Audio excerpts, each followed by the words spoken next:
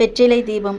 இத நீங்க செவ்வாய்க்கிழமைனா ஏத்துறீங்க. இதனால என்ன பலன்? இது எந்த டைமிங்கில ஏத்தணும்? என்ன பண்ணணும்? அப்படின்னலாம் நெறைய பேர் கேட்டுருக்காங்க. அதுக்கு முதல்ல செவ்வாய்க்கிழமை உங்ககிட்ட முருகர் சிலையோ, வேல் இந்த மாதிரி ஏதாவது இருந்தா அபிஷேகம் பண்ணி, அதுக்கு பூஜை பண்ணிட்டு, முதல்ல சிலைய அழகா வச்சுடுங்க. அதுக்கப்புறம் வெத்தலைய எடுத்து 6 வெத்தலை எடுத்துக்கோங்க.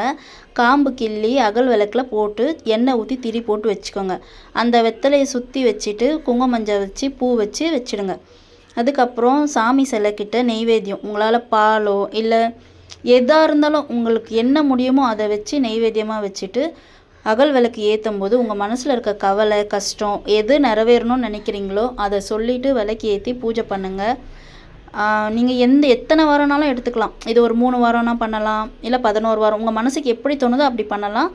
விளக்கு ஏற்றுற டைமிங் வந்து காலையில் 6லேருந்து 7, மத்தியானம் 1லேருந்து 2 இதுதான் சுப ஓரை இருக்குது. இந்த டைமில் வெத்தலை தீபம் ஏற்றுனீங்கன்னா நீங்கள் கண்டிப்பாக நினச்சது நடக்குது. எனக்கு நடந்திருக்கு. ஏன்னா நான் வச்ச வேண்டுதல் வந்து இன்னும் 6 மாதம் இன்னும் ஒரு 3 மாதம் இருக்குது அது நிறைவேற. அதுக்கு முன்னாடி நான் 6 மாதமாக ஏற்றிட்டுருக்கேன். எனக்கு இந்த விளக்கு நான் ஏற்றி பூஜை பண்ண ஸ்டார்ட் பண்ணதுலேருந்து எல்லாமே நல்லதாக தான் நடந்திருக்கு. இப்போ வரைக்கும் எந்த கஷ்டமும் இல்லை.